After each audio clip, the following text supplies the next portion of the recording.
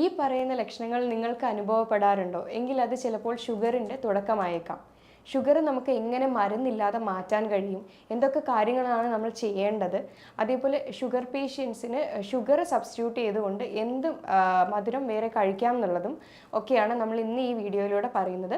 എൻ്റെ പേര് doctor Sandra Ajith, medical officer Prana nature care centre, കൊല്ലം.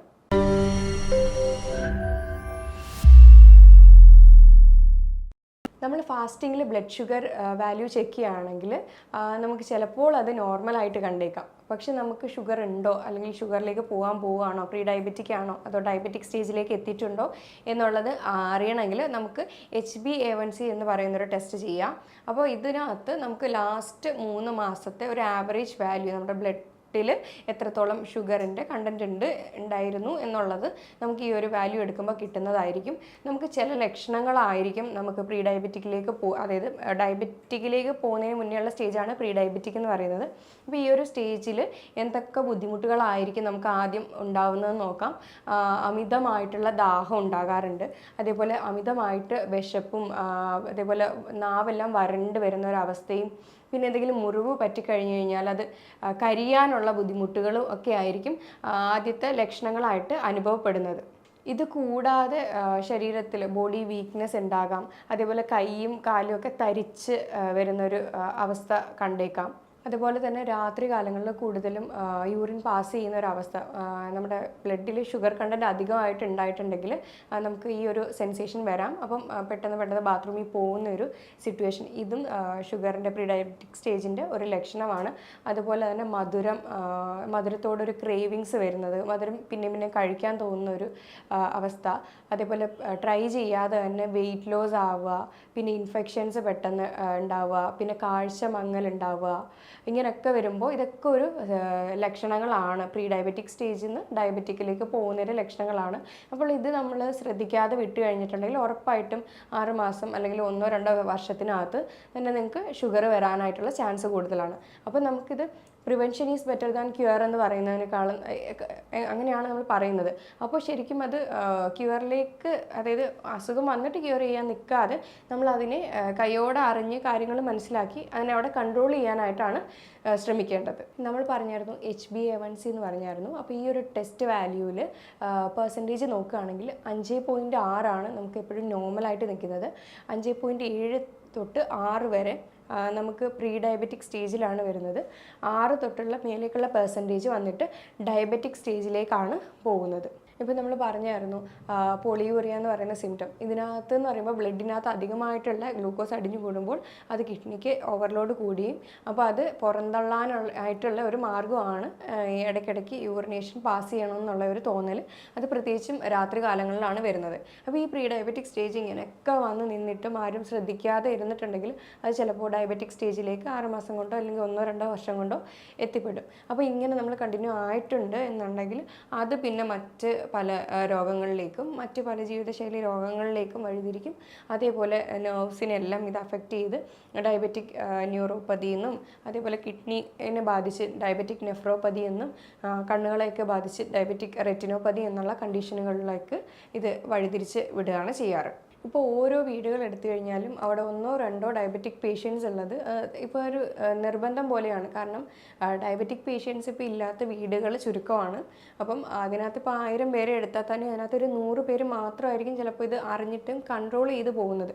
അപ്പം അങ്ങനെ വരുമ്പോഴത്തേക്കും ബാക്കിയുള്ള ആളുകൾക്ക് ചിലപ്പോൾ ഒന്നെങ്കിൽ ജീവിതത്തിൻ്റെ പ്രാരാബ്ദം മൂലം സമയം കിട്ടാത്തവരായിരിക്കാം, അല്ലെങ്കിൽ ശ്രദ്ധിക്കാതെ തന്നെ വിട്ടിട്ട് മരുന്നെടുത്താൽ മതിയല്ലോ എന്നുള്ളൊരു തോട്ടിൽ നിൽക്കുന്നവരായിരിക്കും. അപ്പം അങ്ങനെ തന്നെ കണ്ടിന്യൂ ചെയ്ത് കഴിഞ്ഞ് കഴിഞ്ഞാൽ കിഡ്നി ഡാമേജും കാര്യങ്ങളൊക്കെ വരും.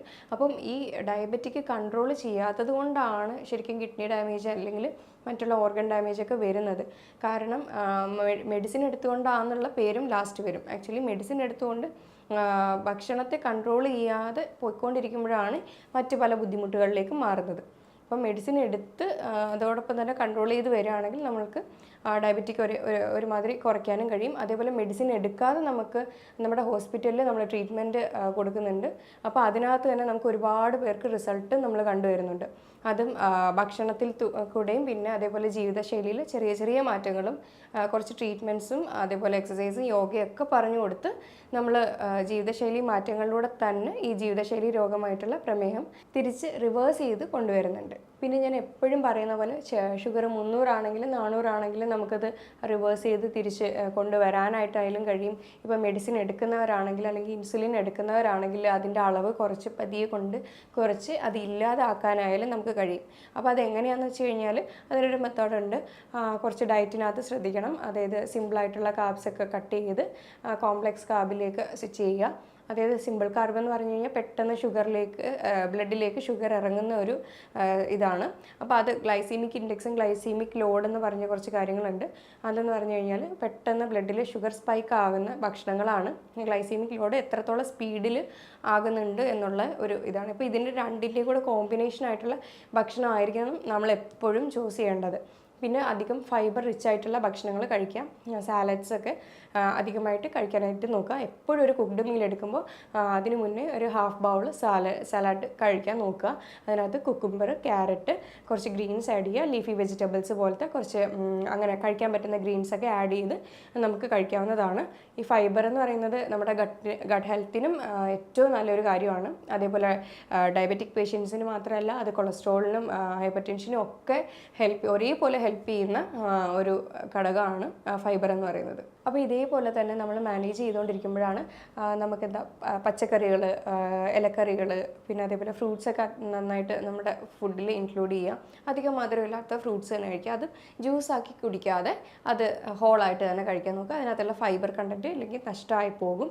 അതുകൊണ്ട് കുക്കുംബർ ജ്യൂസ്, ക്യാരറ്റ് ജ്യൂസ് അങ്ങനെയുള്ള വെജിറ്റബിൾ ജ്യൂസസ് ഒക്കെ ഓപ്റ്റ് ചെയ്തുകൊണ്ട് ഫ്രൂട്ട്സ് കഴിക്കുമ്പോൾ എപ്പോഴും അത് ഹോളായിട്ട് കഴിക്കാൻ നോക്കുക. അത് ഈവനിങ്ങിൽ കഴിക്കാതിരിക്കുക. അതേപോലെ നമ്മുടെ ഡയബറ്റിക് പേഷ്യൻസിന് ഡയബറ്റിക് ലൂസ് ആകുമ്പോഴത്തേക്ക്, അതായത് റിവേഴ്സ് ആയിക്കൊണ്ടിരിക്കുന്ന സമയത്ത് മസിൽ വേസ്റ്റിംഗ് എന്ന് പറയുന്ന ഒരു കണ്ടീഷൻ ഉണ്ടാവാം. അങ്ങനെ വരുമ്പോഴത്തേക്ക് അതിനെ നമ്മൾ പ്രോട്ടീനൊക്കെ കൊടുത്ത് സപ്ലിമെൻറ്റ് ചെയ്യേണ്ടതാണ്. അത് നമുക്ക് നമ്മുടെ പയറുവർഗ്ഗങ്ങളും അല്ലാതെയുള്ള കാര്യങ്ങളൊക്കെ നമുക്ക് കഴിക്കാവുന്നതാണ്. അപ്പോൾ മസിൽ വേസ്റ്റിംഗ് എന്ന കണ്ടീഷൻ ഉണ്ടാകുന്നത് സർവ്വസാധാരണമാണ് ഡയബറ്റിക് റിവേഴ്സ് ചെയ്തുകൊണ്ടിരിക്കുമ്പോൾ. പിന്നെ ഫുഡ് കഴിക്കുമ്പോൾ എപ്പോഴും തവണകളായി കഴിക്കാൻ നോക്കുക. ഒരേ ഇതിൽ കഴിക്കുമ്പോൾ ഗ്ലൈസീമിക് ഇൻഡെക്സ് കൂടുകയാണ് ചെയ്യുന്നത്. അതുകൊണ്ട് ഇപ്പോൾ ഒരു നേരം കഴിക്കുന്നത് 2 നേരമായിട്ട് കഴിക്കാനായിട്ട് ശ്രദ്ധിക്കുക. അങ്ങനെയൊക്കെ കഴിക്കുമ്പോൾ നമുക്ക് ഒരുവിധമുള്ള ബുദ്ധിമുട്ടുകൾ ഒഴിവാക്കാൻ പറ്റും. പിന്നെ അതേപോലെ പോർഷൻ കൺട്രോൾ എന്ന് പറയുന്ന കാര്യവും കൂടെ ഫോളോ ചെയ്യുക. പോർഷൻ കൺട്രോൾ എന്ന് പറയുമ്പോൾ ഞാൻ എല്ലാ വീഡിയോയിലും പറയുന്ന പോലെ തന്നെ നമ്മളത് പ്ലേറ്റ് 4ആയിട്ട് ഡിവൈഡ് ചെയ്തുകൊണ്ട് അതിനകത്ത് കാർബ്സും അത്യാവശ്യം പ്രോട്ടീനും ഫാറ്റും ഫൈബറും അടങ്ങിയ ഒരു പ്ലേറ്റ് തന്നെ നമ്മൾ ഉച്ചയ്ക്ക് ഓപ്റ്റ് ചെയ്യേണ്ടതാണ്. പിന്നെ ഈവനിങ് ആകുമ്പോൾ നമ്മൾ സാധാരണ ടീ മാറ്റിയതിന് ശേഷം മറ്റുള്ള ഗ്രീൻ ടീയിലേക്കോ അല്ലെങ്കിൽ ഒരു ഹെർബൽ ടീയിലേക്കോ അല്ലെങ്കിൽ ജ്യൂസോ അല്ലെങ്കിൽ ഹോൾ ഫ്രൂട്ടോ ഒക്കെ കഴിക്കുന്നത് നല്ലതായിരിക്കും. ഈവനിങ് സ്നാക്സ് ആയിട്ടും ആ ഒരു ടൈമിൽ നമുക്ക് എടുക്കാവുന്നതാണ്. അപ്പോൾ നമ്മൾ പറഞ്ഞു ഈവനിങ് ടൈമിൽ എന്താ വെച്ച് കഴിഞ്ഞാൽ ലഘുവായിട്ടുള്ള ഭക്ഷണങ്ങൾ തന്നെ കഴിക്കാൻ നോക്കുക. ഒരുപാട് ഫ്രൂട്ട്സ് കഴിക്കാതിരിക്കുക. ലൈക്ക് ഈവനിങ് ടൈമിൽ നമ്മൾ അധികം ഹാർഡായിട്ടുള്ളത് അല്ലെങ്കിൽ കട്ടിയായിട്ടുള്ളത് കഴിച്ചു കഴിഞ്ഞാൽ നമുക്കത് ബുദ്ധിമുട്ടുകളാണ് ഉണ്ടാക്കുന്നത്. കാരണം ആ ഒരു ടൈമിലേക്ക് ഡൈജഷൻ പോകുമ്പോഴത്തേക്ക് ബ്ലഡിലേക്ക് ഷുഗർ സ്പൈക്ക് കൂടുകയാണ് ചെയ്യുന്നത്. അപ്പം അങ്ങനെ വരുമ്പോഴത്തേക്ക് ബുദ്ധിമുട്ടുകൾ ഉണ്ടാകും. എപ്പോഴും നമ്മളൊരു സൂര്യാസ്തമയത്തിന് മുന്നേ തന്നെ കഴിക്കുന്നതായിരിക്കും ഏറ്റവും ബെറ്റർ. ഇനി അതും അല്ലെങ്കിൽ ഒരു 6:30-7 മണിക്കകത്ത് തന്നെ നമ്മുടെ ഡിന്നർ ഫിനിഷ് ചെയ്യാൻ നോക്കുക. ഇനിയൊരു പ്രധാന കാര്യം എന്ന് വെച്ച് കഴിഞ്ഞാൽ പ്രീ ഡയബറ്റിക് സ്റ്റേജ് ഉണ്ടാകാനായിട്ട് മെയിനായിട്ട് വരുന്നത് ഇൻസുലിൻ റെസിസ്റ്റൻസ് എന്ന് പറയുന്ന ഒരു കണ്ടീഷനാണ്.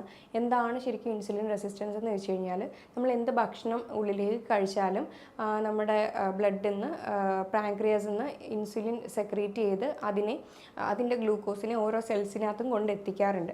അപ്പോൾ ഇങ്ങനെ വരുമ്പോഴത്തേക്ക് നമ്മൾ അതിൻ്റെ ഒരു ഗ്യാപ്പ് കൊടുക്കാതെ നമ്മളെപ്പോഴും ഇങ്ങനെ ഭക്ഷണം കഴിച്ചുകൊണ്ടിരിക്കുമ്പോഴത്തേക്ക് പിന്നെയും അഗെയിൻ സെക്രീറ്റ് ചെയ്യും, ഇൻസുലിൻ പാൻക്രിയാസ് സെക്രീറ്റ് ചെയ്യുന്നു. ഇത് ഇൻസുലിൻ വന്നിട്ട് ഗ്ലൂക്കോസിനെ സെൽസിലേക്ക് എടുക്കുന്നു. അങ്ങനെ ഈ ഒരു പ്രോസസ്സ് കണ്ടിന്യൂ ആയിക്കൊണ്ടേയിരിക്കുന്ന സമയത്ത് ലാസ്റ്റ് പാൻക്രിയാസ് എക്സോസ്റ്റ് ആവും, അതായത് അത് തളരും. അപ്പോൾ ആ ഒരു ടൈമാണ് ശരിക്കും പ്രീ ഡയബറ്റിക് സ്റ്റേജ് എന്ന് നമ്മൾ പറയുന്നത്. അപ്പോൾ നമുക്കറിയാം ഇൻസുലിനാണ് ഓരോ സെല്ലിൻ്റെയും കീ. ഓരോ സെല്ലിൻ്റെ അടുത്തും വന്നിട്ട് ഇൻസുലിനാണ് ഗ്ലൂക്കോസിനെ കൂട്ടിക്കൊണ്ട് വന്നിട്ട് ആരടുത്ത് ഓരോ സെൽസിനെയും കൊണ്ട് കൊടുക്കുന്നത്. അപ്പോൾ ഈ ഒരു ഇത് കണ്ടിന്യൂസ് ആയിക്കൊണ്ടേ ഇരിക്കുമ്പോൾ സെൽസ് വന്നിട്ട് റെസ്പോണ്ട് ആകാണ്ട് ബ്ലഡിൽ തന്നെ ഈ പറയുന്ന ഗ്ലൂക്കോസ് അങ്ങനെ മെയിൻറ്റെയിൻ ചെയ്യും. അങ്ങനെ കുറേ നാൾ മെയിൻറ്റെയിൻ ചെയ്ത് വരുമ്പോഴാണ് ആ ഒരു പേഷ്യൻ്റ് ഡയബറ്റിക് സ്റ്റേജിലേക്ക് എത്തിപ്പെടുന്നത്. ഇപ്പോൾ നമ്മൾ പറഞ്ഞു ഷുഗർ പേഷ്യൻസ് എങ്ങനെയാണ് ഭക്ഷണങ്ങളൊക്കെ മാനേജ് ചെയ്യേണ്ടത്, അല്ലെങ്കിൽ പ്രീ ഡയബറ്റിക് സ്റ്റേജിൽ എങ്ങനെയാണ് ഭക്ഷണങ്ങൾ മാനേജ് ചെയ്യേണ്ടതെന്ന് പറഞ്ഞു. പിന്നെ അതേപോലെ നമുക്ക് എക്സർസൈസിൻ്റെ രൂപത്തിൽ വരുമ്പോൾ നമ്മൾ എന്ത് ചെയ്യാം, നമുക്ക് ടൈം ഇല്ലാത്തവരാണെങ്കിൽ ഹൈ ഇൻറ്റൻസിറ്റി ഇൻ്റർവൽ ട്രെയിനിങ് പോലത്തെ വർക്കൗട്ട്സ് ചെയ്യാവുന്നതാണ്. അതായത് ഒരു 30 മിനിറ്റ് സ്പീഡിൽ ഓടുകയാണെങ്കിൽ 30 സെക്കൻഡ് നടക്കുക, അങ്ങനത്തെ രീതിയിലുള്ള എക്സസൈസ് നമുക്കിപ്പോൾ ചെയ്യാവുന്നതാണ്. ഫാസ്റ്റായിട്ടുള്ള ജോഗിങ് അല്ലെങ്കിൽ റോപ്പ്, ജമ്പിങ് റോപ്പ്, അതൊക്കെ ചെയ്യാവുന്നതാണ്. ഇങ്ങനെ ചെയ്യുമ്പോഴത്തേക്കും നമുക്ക് അത്യാവശ്യം നല്ല കാലറീസ് ബേൺ ആവും. പിന്നെ മസിൽ വീക്കാവും. മസിൽ വീക്കാവുന്ന സമയത്ത് ഈ മസിൽ ഡയറക്റ്റ് ബ്ലഡിൽ നിന്ന് തന്നെ ഗ്ലൂക്കോസിനെ വലിച്ചെടുക്കും. അപ്പോൾ അങ്ങനെ വരുമ്പോഴത്തേക്കും അത്യാവശ്യം നമ്മുടെ ഷുഗർ ലെവൽ കൺട്രോളിൽ നിൽക്കുന്നതായിരിക്കും. അല്ലാതുള്ള യോഗാസനാസും എക്സസൈസും സൂംബ ഒക്കെ നമുക്ക് ഡെയിലി മാറി ചെയ്യാവുന്നതാണ്. ഇതൊക്കെയാണ് എക്സർസൈസ് പാർട്ടിൽ അല്ലെങ്കിൽ വരുന്നത്. ഇപ്പോൾ ഒരു 45 മിനിറ്റ്സ് ഡെയിലി വർക്കൗട്ട് ചെയ്യുകയാണെങ്കിൽ ഏറ്റവും ബെറ്ററാണ്. നമുക്കത് ഷുഗറിനെ കൺട്രോളിൽ നിർത്താനും കഴിയും. നമുക്കതിനെ പ്രീ ഡയബറ്റിക് ആണെങ്കിൽ ഉറപ്പായിട്ടും നോർമൽ സ്റ്റേജിലേക്ക് തന്നെ കൊണ്ടുവരാനായിട്ട് കഴിയും. പിന്നെ നമ്മൾ പറഞ്ഞായിരുന്നു ഷുഗർ ഒരുപാട്, ഇപ്പോൾ ഈ പ്രീ ഡയബറ്റിക് സ്റ്റേജ് ആണെങ്കിലും ഡയബറ്റിക് പേഷ്യൻസ് ആണെങ്കിലും നമ്മൾ പറഞ്ഞു മധുരം കാണുമ്പോൾ എല്ലാവർക്കും ഒരു ക്രേവിങ് ആണ് അത് കഴിക്കണം എന്നുള്ളത്.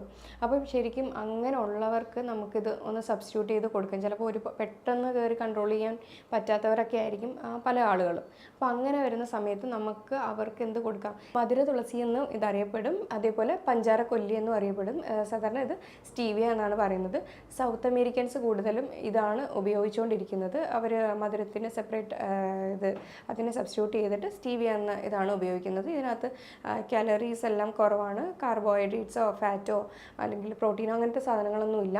നമുക്കിത് ഉപയോഗിക്കുന്നതുകൊണ്ട് തെറ്റൊന്നുമില്ല. ഡെയിലി ബേസിസിൽ ഒരു 4 mg/kg ഉപയോഗിക്കാമെന്ന് വേൾഡ് ഹെൽത്ത് ഓർഗനൈസേഷൻ തന്നെ അറിയിക്കുന്നുണ്ട്. പക്ഷേ ഇതിൻ്റെ അമിതമായിട്ടുള്ള ഉപയോഗം ചിലപ്പോൾ BP-യുടെ ഇഷ്യൂ അല്ലെങ്കിൽ ഷുഗർ പെട്ടെന്ന് ഡൗൺ ആക്കാനോ ഗ്യാസ്ട്രിക് ഇഷ്യൂസോ അല്ലെങ്കിൽ മറ്റ് പല ബുദ്ധിമുട്ടുകളോ അല്ലെങ്കിൽ കിഡ്നിയിലൂടെ പല ലവണങ്ങളും പുറത്തു പോകാനുള്ള ചാൻസ് ഉണ്ട്. അതുകൊണ്ട് അധികമായിട്ട് നമുക്കിത് ഉപയോഗിക്കാൻ പറ്റത്തില്ല. പെട്ടെന്നൊരു സബ്സ്റ്റിറ്റ്യൂട്ട് ഷുഗറിന് എന്ത് ചെയ്യണം എന്ന് ചോദിച്ചു കഴിഞ്ഞാൽ ഉള്ളൊരു ഓപ്ഷനാണ് സ്റ്റീവിയ അല്ലെങ്കിൽ മധുര തുളസി എന്നറിയപ്പെടുന്ന പഞ്ചാരക്കൊല്ലി എന്നും ഇതറിയപ്പെടാറുണ്ട്. എപ്പോഴും ഒരു ഡയബറ്റിക് പേഷ്യൻ്റ് അല്ലെങ്കിൽ ഒരു പ്രീ ഡയബറ്റിക് പേഷ്യൻ്റ് ആണെങ്കിൽ സ്വയമേ നമുക്ക് ഡയറ്റൊക്കെ കൺട്രോൾ ചെയ്യാം. പിന്നെ കുറച്ചുകൂടെ ഒക്കെ നന്നായിട്ടൊരു എഫക്റ്റ് വേണം, പെട്ടെന്ന് അതൊന്ന് നമുക്കത് ഒരുപാട് കൂടാതെ അതിനെ ഒന്ന് കൺട്രോൾ ചെയ്ത് വരുത്തണം എന്നുള്ളവരാണെങ്കിൽ ഉറപ്പായിട്ടും ഒരു ഡോക്ടറെ കൺസൾട്ട് ചെയ്ത് അതിൻ്റേതായ രീതികളിലുള്ള ഡയറ്റ് ചാർട്ടും എക്സർസൈസും ഒക്കെ വാങ്ങി അപ്പോൾ എല്ലാ പേഷ്യൻറ്റിനും ഒരേപോലത്തെ ഡയറ്റ് ഒരിക്കലും ഉണ്ടാവത്തില്ല. അതുകൊണ്ട്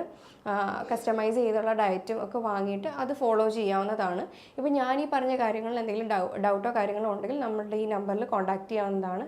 ഇനി അടുത്തൊരു വീഡിയോയുമായി വീണ്ടും കാണാം. Thank you.